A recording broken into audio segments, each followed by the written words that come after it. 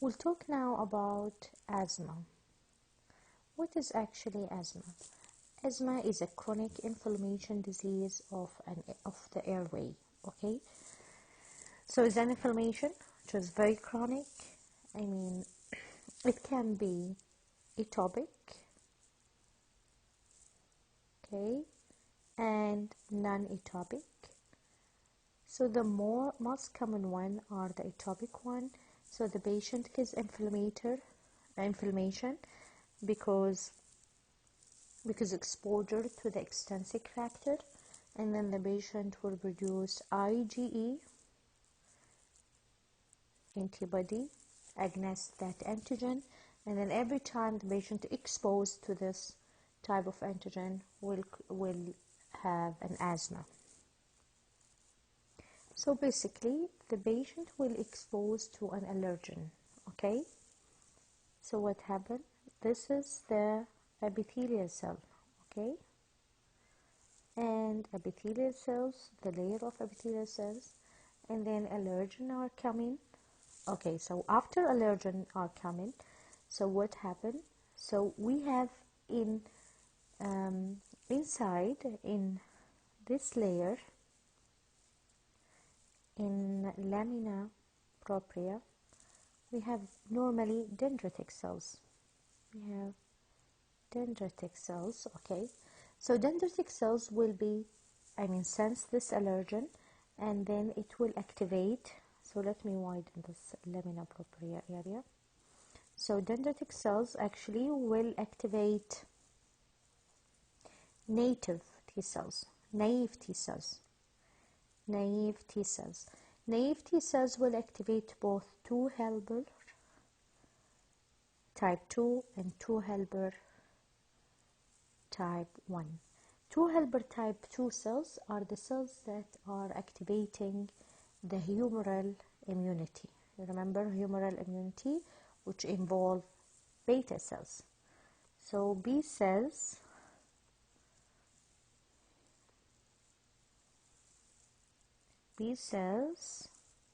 will be activated, and they will produce IgE antibodies. And IgE antibodies will get attached to both mast cells. Okay, this is mast cells, and basophil, and also eosinophil. Those cells will produce different type of cytokines, which include, okay, I will write them down. So this is a group of cytokines that will be produced. Histamine, actually, it will work in the bronchoconstriction. It will work on, so it's better to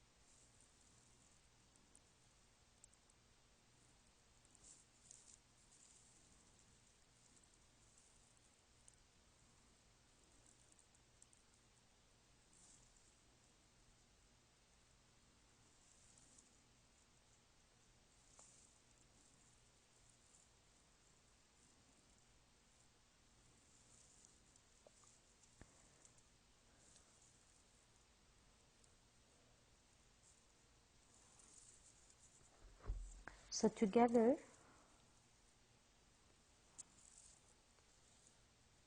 those cytokines will work in the bronchoconstriction. So there will be constriction in the bronchiole, and also production of eosinophil will be increased, and then stem cells that will increase the muscle layer. That you remember, here we have a muscle layer. I will show you now a picture.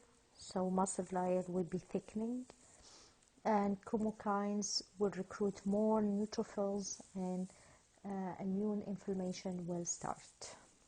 So this figure will explain exactly what happened in normal versus asthma. So as you can see, there will be neutrophils, smooth muscle will be thickening, we'll have eosinophil, normally will not have eosinophil, we'll have macrophage, more macrophages, mast cells, so mast cells are exist normally there, okay, we'll have more mast cells, goblet cells also number will increase, and then we'll have a thick layer of mucus. So as well the gland number, there will be hyperplasia in number of gland cells inside this layer. Okay, so this is what happened basically in asthmatic patient. So in patient with asthma, there will be hypertrophy, so increase in the muscle layer, okay, that will cause narrowing. So this is normal, we have a narrowing here in bronchial pathway in the airway, so there is a narrowing.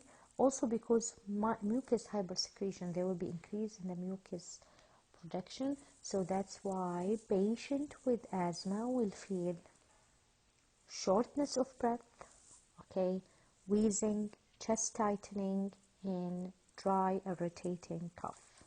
So shortness of breath due to the narrowing of bronchiole, here we have a narrowing, and irritating cough because of the mucus, and then the wheezing because we have hypersecretion of mucus. So if we compare the asthmatic airway with normal airway, as you can see here, we have smooth muscle spasm caused by interleukin 4, and we have mucus hypersecretion caused by interleukin 13, which will increase the goblet cells hyperplasia. The increased number of goblet cells is because of interleukin 13, which will produce more mucus, and then recruiting of eosinophilic inflammation caused by interleukin 5. So the major problem why people with asthmatic airway will develop all this inflammation in reaction to a very small allergen, because those patients have imbalance. So if they have imbalance, they have, imbalance, they have T helper type 2 cells compared to T helper 1 cells. There are more T helper 2. Normally T helper 2 cells would not exist in the tissue. T helper 1 cells exist in the tissue. Those cells are not normally exist, but in asthmatic patient, those cells are recruiting all this issue that happen during asthma irritation. So as we said before, that asthma is considered, it can be developed on the patient and cause obstructive lung disease. So patients with asthma, they have problem in inhaling the oxygen because of the narrowing of their bronchial. Okay, so they cannot exhale normally. The patient cannot exhale normally. Okay, and the gas will go through, okay, but then when we want to push it out, it will be difficult for them. Okay, now we go to the chronic obstructive disease, COPD. As we said, we have two types. We have emphysema and we have chronic bronchitis. Okay, what is the difference between the two diseases? So we'll talk first about chronic bronchitis. Chronic bronchitis. In this patient, chronic bronchitis disease, if you look into their alveoli, okay, So in alveoli we have the thin layer of epithelial tissue, and we have some elastic muscle that will help them, and this is the bronchial. Yeah. So in here, in those patients, the airway will be obstructed. Okay. So if they have a long term of smoking or exposure to the pollution, okay, or some chemical or toxins, so those patients with time they will get irritated and their bronchial will be narrowing. So we'll have a very narrow bronchial. Okay, this narrowing will actually decrease the amount of oxygen coming in, okay, so it'll be low, and increase the amount of CO2 trapped inside the airway. Okay, so we'll have a problem with if we have the blood vessel here, so oxygen as well will be low in the blood, CO2 will be high in the blood. Those patients will have acidosis. You remember when we talk about acid imbalance, because CO2 polycarbonate will be high, that's why we'll increase the acidity. We'll have more hydrogen proton into the blood that will cause acidosis, obviously. So because of the oxygen is very low, there will be a signal from kidney, okay, to the bone marrow to produce more RBC. So the RBC number will increase and the hemoglobin will increase. So we'll have polycythemia, which means increasing of RBC number. And because we have a lot of RBC, the blood will be thickening, very thick, okay? So general feature of patients with chronic bronchitis, or they call them blue blotters. So we'll have a very chronic productive cough because of what? Because if we look into their alveoli, they will have a lot of goblet cells and sputum. Those sputum and mucus will cover the cilia. So the cilia will be covered, okay, with the mucus. And then cilia cannot move anything. So they'll have irritating cough, okay. They have mild dyspnea. Decrease in the oxygen. Cyanosis. Cyanosis is hypoxia. So we have very low oxygen in the blood, okay. We have also edema due to pulmonella. So what is pulmonella? As we said, because of the chronic bronchitis, they have a problem in breathing in, okay, breathing out. So they cannot breathe out. Obstructive, the lung will be enlarged, as we said, and RBC will be a lot in the blood, okay. So with time, because of the stiffness of the lung, so the blood vessels were pulmonary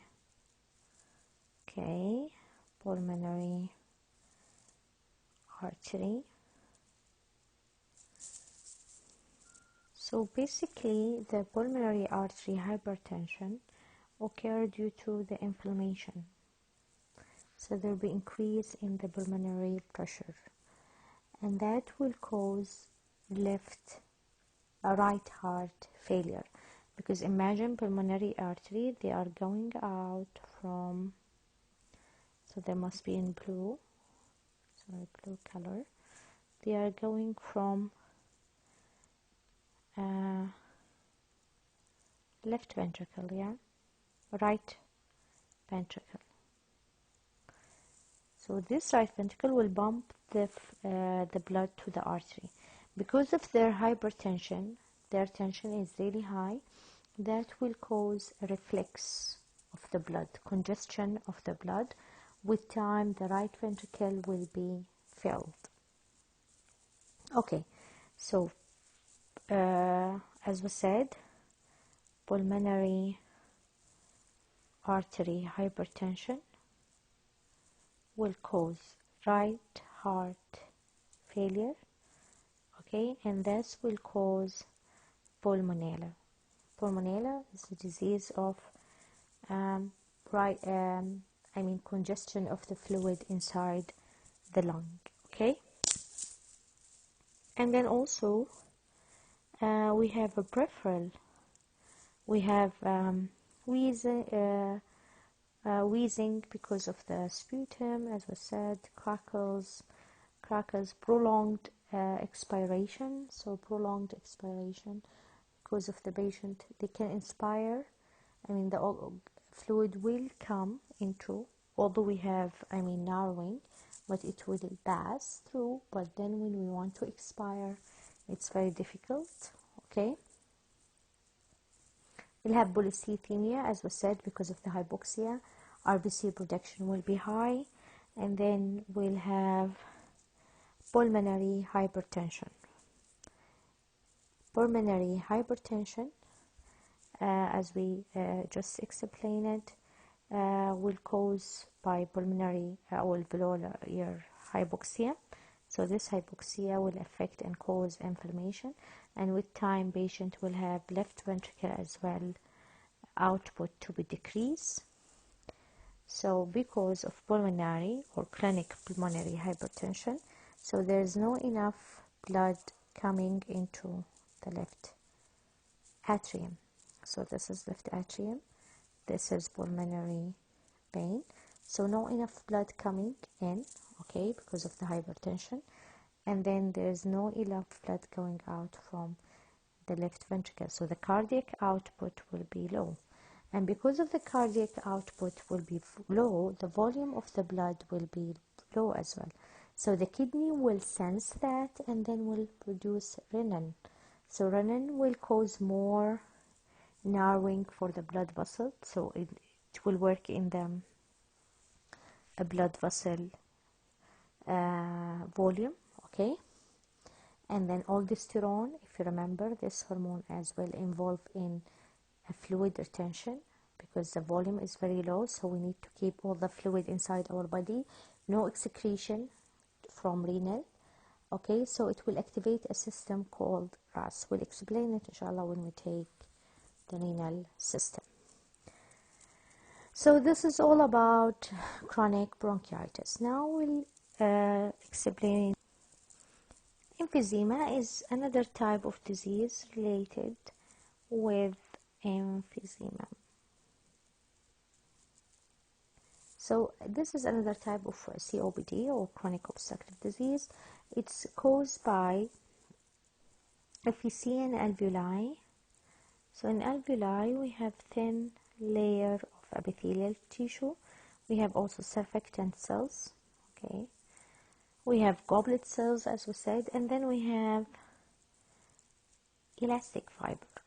Elastic fiber are the fiber that will help the alveoli to expand or inflate and deflate during exhalation and inhalation. And then we have blood vessels. So what happened basically on those patients? In this patient, they have emphysema. It's mean imbalance between protease production and antiprotease. So we'll have more protease compared to antiprotease. What protease will do? Protease, it will work in the elastic fiber, will damage them. So patient with long history of smoking, so they will damage their elastic fiber, okay. So this damage will occur through because they are smoking for long term. This will cause irritating for the cells. The macrophage, macrophage is the cells that exist normally inside our alveoli, will produce a lot of cytokines, okay, like interleukin 6, interleukin 8, interleukin 1, Okay, so those cytokines and also will produce protease. Protease is an enzyme that will damage elastic fiber. Elastic fiber, actually, it's a protein. So protease, okay, from macrophage will damage elastic fiber. As well, with time, this irritation can recruit another cells, which is neutrophil. Neutrophil, it's one type of white blood cells that can produce a protein called elastase. And elastase with protease as well, so this is neutrophil, will produce elastase. Together with protease will damage elastic fiber. Okay, so instead of having normal alveoli, this is normal, we'll have a saggy one, saggy alveoli. They are very, inflated. They lose their muscle. Okay, they are expanded, they are inflated, they cannot deflate it normally because we don't have the muscle. Okay, so the air will be trapped as well inside. That's why the residual volume will be high in patient with emphysema as well. So this disease can happen because of different reasons. So one of the reasons that we said is smoking cigarette for long term, and the other reason that the patient also can have a problem genetically, because normally we have a protein called alpha antitrypsin. Okay,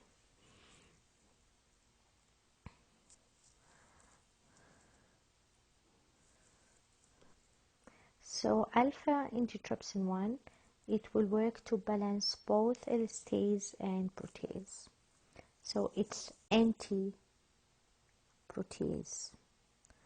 But sometimes the patient will, this protein are absent on them, so elastase and protease will activate. There's nothing to stop them, so they will damage the elastic fiber of the patient. So this is about the emphysema. So they have dyspnea, minimal cough, because they don't have a lot of sputum produced. And their ventilation will take time to happen. Okay, we'll have more picture to compare the chronic bronchitis with emphysema. For that, I want you to know that what is the major difference between asthma and COPD, both emphysema, which is alveolar destruction, or small airway narrowing, which is chronic bronchitis or emphysema. The major difference, both of them we have airflow limitation, but here we have asthma because of allergen, here because of cigarette smoking. In here, alveolar macrophage, okay, will recruit CD8 cells, okay, which is T cytotoxic, and neutrophil. That will cause damage and the disease, because you remember macrophage, we said it produces protease, and neutrophil will produce elastase. In asthma, we have mast cells. Mast cells is the cells where IgA antibody conjugated and then produce histamine, which cause muscle spasm, and also will recruit CD4 T helper 2 cells and eosinophil cells. All the cells will work in bronchoconstriction during asthma.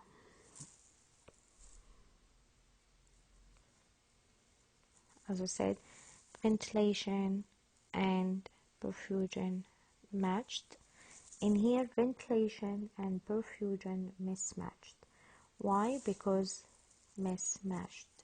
Because the patient have problem with ventilation, with the airway, so the gas are trapped. The bronchial, we have, narrowing. Okay, so because they are narrowing, so there's not enough coming air, we have hypoxia. Okay, this hypoxia with time will increase number of cells, okay, RBC polycythemia, and will cause as well and this hypoxemia with polycythemia will result in stenosis, as you can see. Okay, and would cause a hypertension, and with time right ventricle or right heart failure. Okay, cardiac output will be very low. Okay, and then here we see VQ mismatch and matched ventilation with perfusion, because both of them are low.